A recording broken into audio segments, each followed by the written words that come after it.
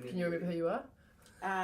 My name's Jen and I'm from Valerie. I sing and play the guitar. Was it? Yeah. And I'm Kirsty, and I'm also in Valerie. And this is 101 thanks to New Zealand On Air.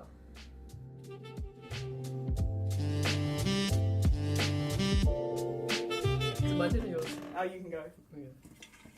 What are the different colours? Is it like different levels of questions? Different piece of paper. Green. I mean, no, you have to work it out at the end. Oh, okay. Right. Okay.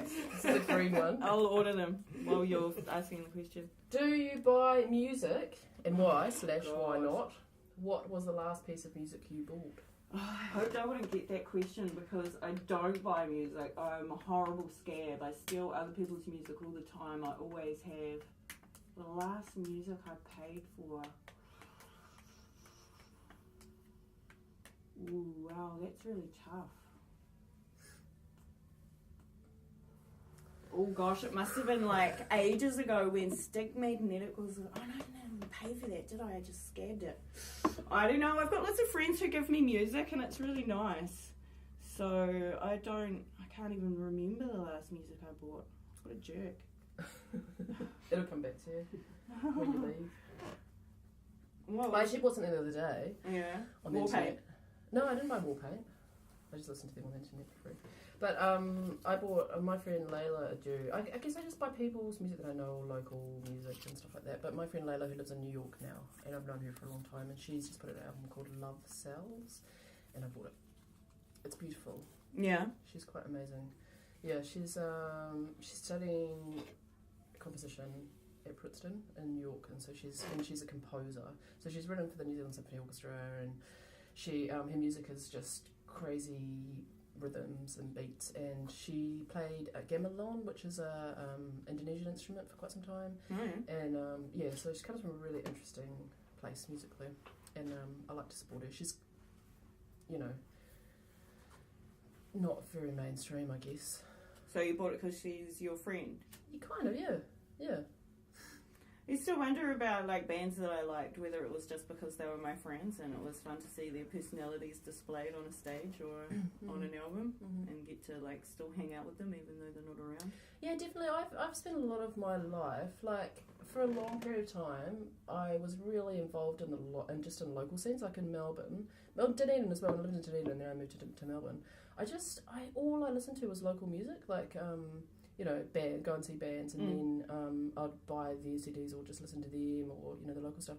And so there's this big chunk of time, like the 2000s, where I was so out of touch with what was going on globally, I think. I remember someone playing the Strokes to me. I was like, who's the Strokes? Oh my God, you don't know who the Strokes are? But yeah, I haven't really been listening to, people from New York. Yeah, which is kind of a nice way to be, I reckon. Yeah, wow. Supporting your local stuff. Yeah, there was so much going on, so much. So everyone was in a band, everyone played music. There's so many bands that, you couldn't really keep up with it. And because I'm quite obsessive about things, I will buy something and listen to it non-stop for 2 weeks. Yeah. Till everyone gets sick of it. Why the hell are you still playing that thing? Yeah. Just, seems like a waste of time to listen to something else when you really want to listen to one thing. Yeah, well, as I said before, I love to listen to the same song again and again. Yeah. Maybe not a whole album. Yeah, Right. Oh, question. Yeah, sure. What do you think about the way that audiences consume music in today's age? I don't know. I don't really know how the audience consumes music. Me neither. I think they buy it on the internet. I'm not sure. I don't know. Isn't there a big problem with people not buying music? Like me, just scab it off their mates. Maybe that's why we have merch. Yeah, see, merch is the answer, eh? Because we sold a few t-shirts the other day, eh? Yeah. Well, we've got t-shirts and posters, but we don't actually have any music for sale. I know. We'll have to do that album soon, eh? Yeah. How audiences consume music, or is it more just not necessarily buying, but just listening and consuming in that way? Watching on YouTube. I watch a lot of stuff on YouTube. Or live. Audiences live. I don't know. How do you know? How do you know how people listen to music in their houses, in their bedrooms by themselves? They could be dancing around the place, projecting bands onto big screens and stuff. I know. I hear you can sync up your whole house if you've got the right stuff these days. I reckon everyone's probably doing that. Yeah, well, cool. Sounds fun. Live, I don't know. I mean, I don't go to that many gigs. I'd like to, but Yeah, I should go to more. I've got like my own personal taste, so I don't want to go to everything. I only want to go to stuff that I'm going to like. How do you know if you like it unless you've been there? It's just a name of a band, isn't it? Hey, it can be hard. It can be hard to tell what you're going to like or not from a gig guide. Word of mouth, I guess. Yeah. I think in Palmy, people don't dance that much. No, they don't, do they? I find that a bit, I don't know, kind of motionless. Yeah. Yeah, I don't know. Yeah, you wish there was more dancing. But people used to say that about Melbourne too. People didn't dance. I always danced. Yeah, I used to dance a lot as well, I have to admit. Good times. Yeah. Out It kind the of front. goes with it, eh? Music, dancing. Yeah, for sure, Yeah. for sure. And I think when you're playing and people are dancing, it's quite nice. It makes you realise people are listening to you Yeah, and getting into it, you know. yeah, for sure. Taking part, I think that's important in that kind of audience. You've got to be good enough to move the crowd to dance, Yeah. though, don't you? Yeah, maybe You can't that's just expect people to dance out of politeness. Mm. We've got to be awesome enough. There is a bit of that kind of, you know, that dancing that involves physically smashing into other people, Yeah. which I usually kind of shy away from. You don't like that? Wow, really? Me neither. I've got big personal space. I get a little bit concerned about my, you know, Safety. well-being yeah. sometimes, especially when there's burly teenagers. Oh no, me and Sarah got real rough at the mummies. That was fun Yeah, as. I saw pictures. I had bruises. It was good. Oh.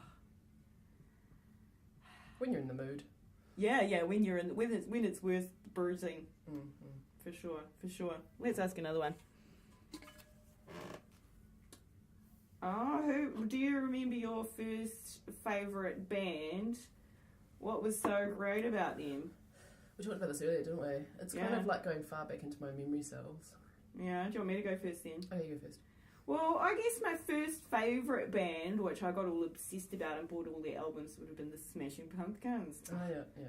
Such a good 90s band. They did turn a little bad at the end, though, I have to admit. But anyway, what was so great about them?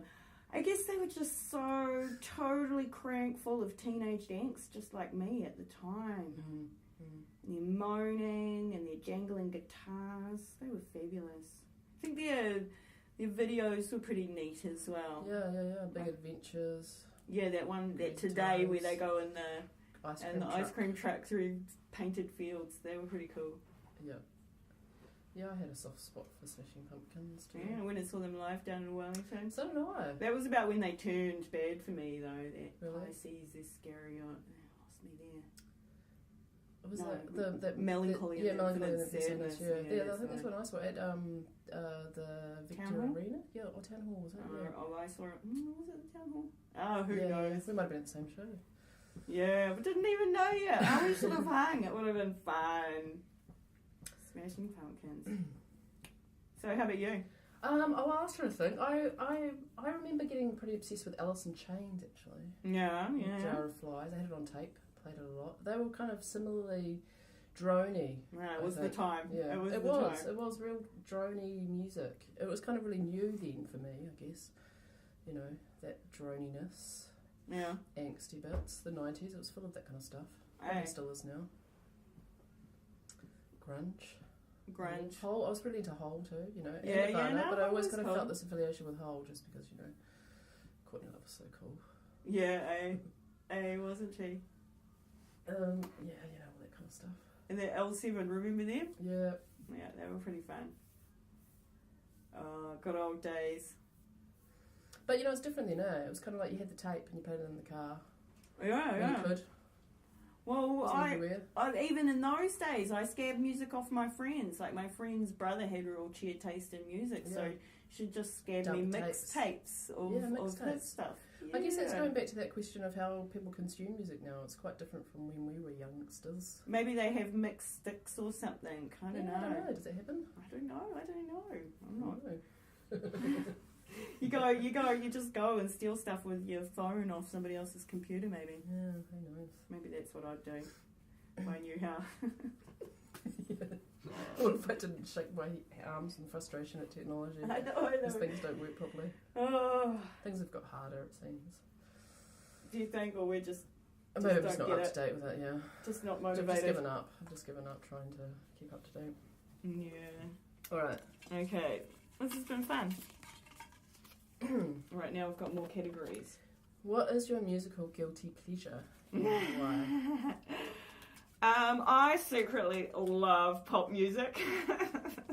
And Do you? I've got a few pop musicians that I love and stuff. Like who? Like Miley Cyrus, big fan. Not Hannah Montana. Right, yeah. No time. Yeah. No time. No time at all. Not all of their songs, of course, because, you know, not everyone can write hits all the time, but, you know, yeah, that kind of thing. Ooh, that horrible Iggy Azalea. You probably don't even know her, but she's horrible too. Oh, I love her. Don't know what it is about them, though. Like, is it the production that goes into their videos or what? But The whole package. yeah, they're all glossy, like a real expensive magazine or something, like crazy stuff. I think it might be the production that behind the woman that I love, though. Miley Cyrus. Well, any of my favourite pop stars. Yeah. Yeah, good.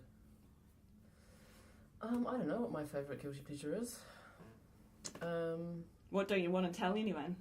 I guess that's what that means. Everyone already knows, I suppose. So you don't have any. My favourite musical guilty pleasure. I know it seems so cliche to say Nick Cave, doesn't it?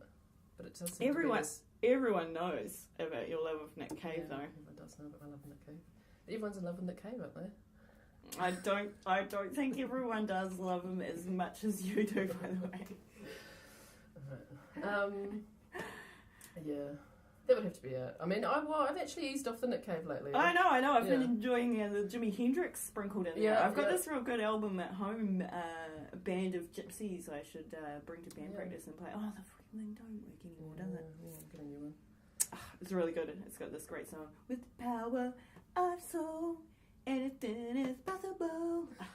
Sounds great. Gets me through days, that one. Yeah, I love a bit of Jimi Hendrix too. So good, eh? Yeah. Alright, 2 more questions. Oh, really? Are you going to do the whole bowl? Mm-hmm. That's I the think we idea. have to. Do you think more about the audience or about yourself when you are creating? Oh, don't think about the audience at all.